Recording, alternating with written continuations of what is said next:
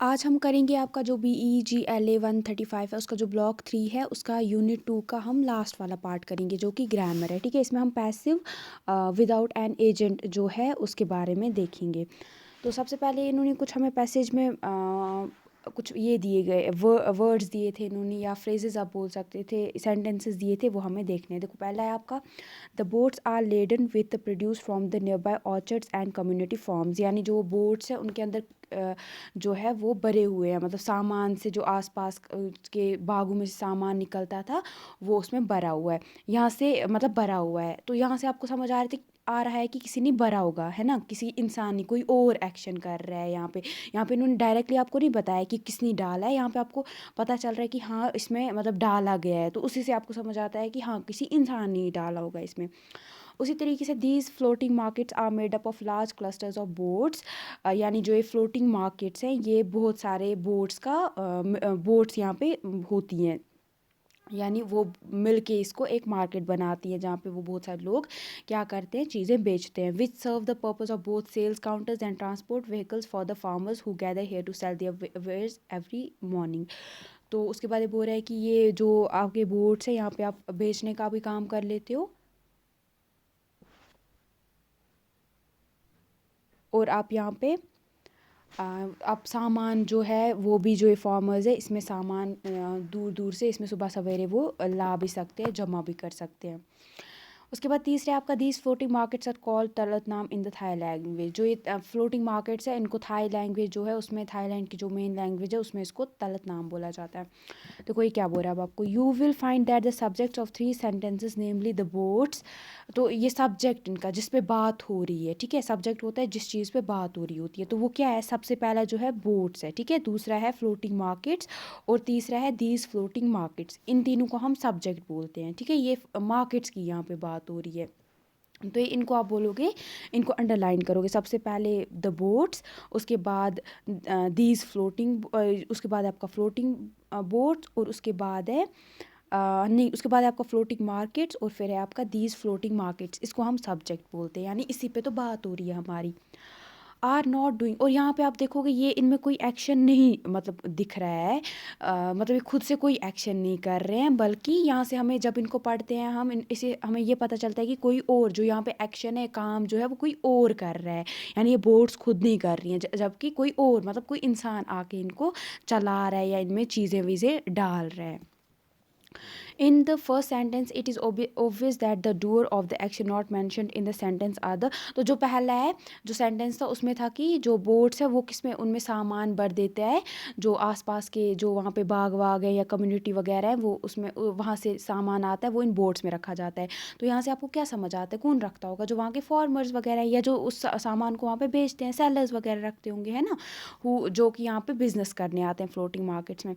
जो सेकंड और थर्ड वाला है वो हमें बता रहा है कि doers of the action are, और इससे हमें दूसरे वाले से हमें पता चल रहा है कि जो एक्शन करने वाला कौन है, वो हमारे लोग हैं, ठीक है, जो कि who make up the market in form of sellers और द कॉमन पीपल। तो ये पढ़ के हमें सीधे यहाँ पे समझ आ रहा है कि जो ये हमारे लोग हैं वो मिलके यहाँ पे जो है ये इनको चलाते हैं, मार्केट बनाते हैं, वो सेलर्स वगैरह जो बेचने वाले हैं और जो कॉमन पीपल है।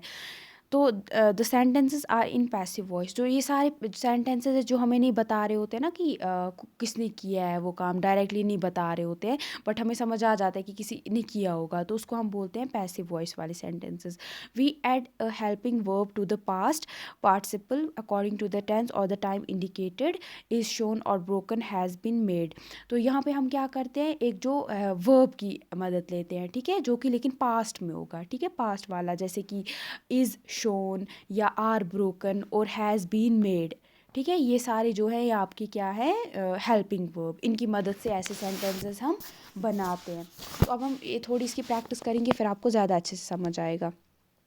देखो सबसे पहले आपका the letter dash loudly dash out for everyone's benefit.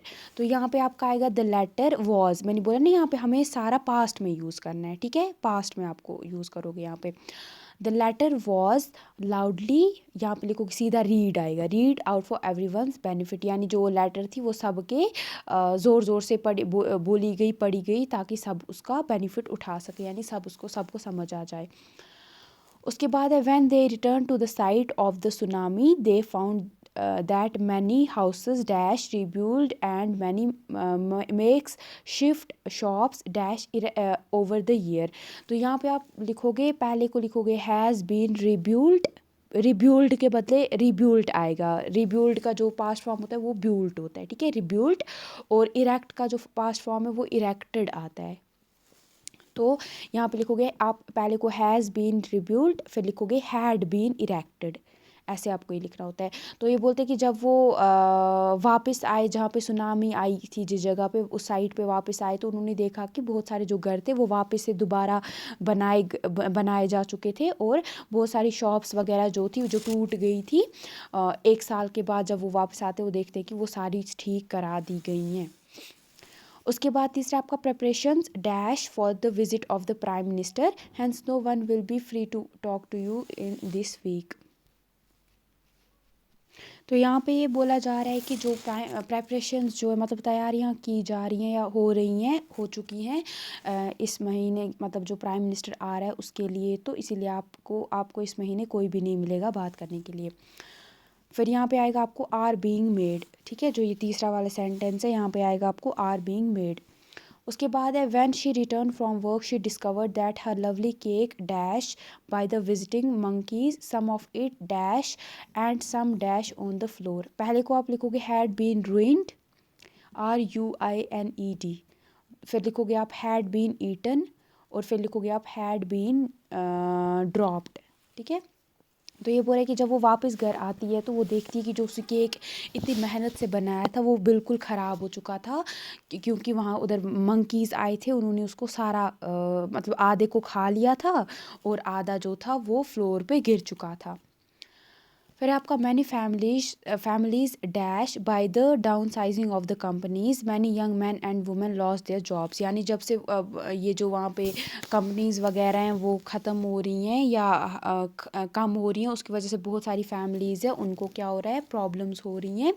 और बहुत सारी जो हैं जो मतलब और वहाँ पे जो काम करने वाले लड़के और लड़कियाँ हैं और वुमेन और मैन हैं, उन्होंने अपनी जॉब जो है खो दी। तो आप लिखोगे वर हिट, यहाँ पे हिट के बदले वर हिट। तो we notice that we almost always use a passive voice without the agent in particular cases like, यहाँ पे इन्होंने बताया। उसके बाद है आपका read the sentences below and complete them using appropriate verbs in passive voice. तो हमें पैसिव वॉइस की मदद से यहाँ पे जो है पैसिव वॉइस में लिखने हैं हमें क्या, ये सेंटेंसेस को पूरा करना है किन की मदद से, वर्ब्स की मदद से, एक्शन जिनमें हो रहा होगा जिन वर्ड्स में, उनसे। पहला है आपका we regret to inform you that a mistake dash, यहाँ पे आएगा। तो ये बोल रहा, यहाँ पे आप लिखोगे हैज़ बीन कमिटेड। तो हम आपको ये मतलब बहुत बुरा लग रहा है, रिग्रेट कर रहे हैं आपको ये बताते हुए कि एक गलती हो चुकी है, जो हो चुकी है, ठीक है। उसके बाद है we assure you that it shall dash as soon as possible, यहाँ पे लिखो शल बी रेक्टिफाइड, RACTIFIED, यानी हम आपको ये दिलासा देते हैं कि हम आपको ये बताते हैं कि जो गलती हमसे हो चुकी है वो हम ठीक करने की कोशिश करेंगे जितना हो सकता है। दूसरा है आपका many flyovers and underpasses dash to ease the flow of traffic but the problem persists. तो यहाँ पे आप लिखोगे हैव बीन ब्यूल्ट, BUILT, यानी बहुत सारे फ्लाई ओवर्स और रास्ते अंडर पासिस वगैरह बनाए गए हैं ताकि जो ये फ्लो मतलब ट्रैफिक जो बहुत ज़्यादा है उसका जो फ्लो है वो कम हो जाए, लेकिन फिर भी अभी भी प्रॉब्लम जो है ट्रैफिक की ख़त्म नहीं हो रही है। फिर आएगा आपका it dash to the incumbent that he dash by dash to make the full and complete payment to the aggrieved party। तो यहाँ पे आपका कि ये यहाँ पे लिखोगे आप पहले को is notified, फिर लिखोगे is, फिर directed। ये जो आपका है यहाँ पे क्या बोल रहे हैं कि जो ये बताया जा रहा है, नोटिफाइड का मतलब होता है कि बताया जाना, कुछ लिख के बताना। तो जो यानी जिन लोगों के साथ गलत हुआ है उनको ये वो उनकी मदद करेगा, मतलब जो कंपनी की तरफ से हुई है कोई गलती जिसकी वजह से कुछ लोगों को प्रॉब्लम हुई है तो उन लोगों को जो है उनकी प्रॉब्लम जो है वो सॉल्व की जाएगी उनको कुछ मदद करके।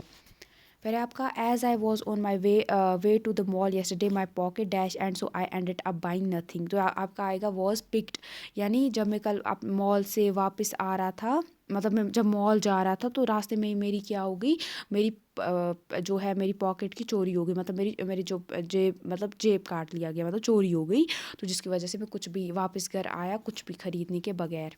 फिर आपका all the officers of the production wing dash to attend the 6 PM meeting today. तो यहाँ पे आएगा आपका आर रिक्वेस्टेड, यानी जितने भी आपके ये हैं ऑफिसर्स, उनको ये बोला गया है कि आज 6 बजे की मीटिंग वो ज्वाइन कर लें।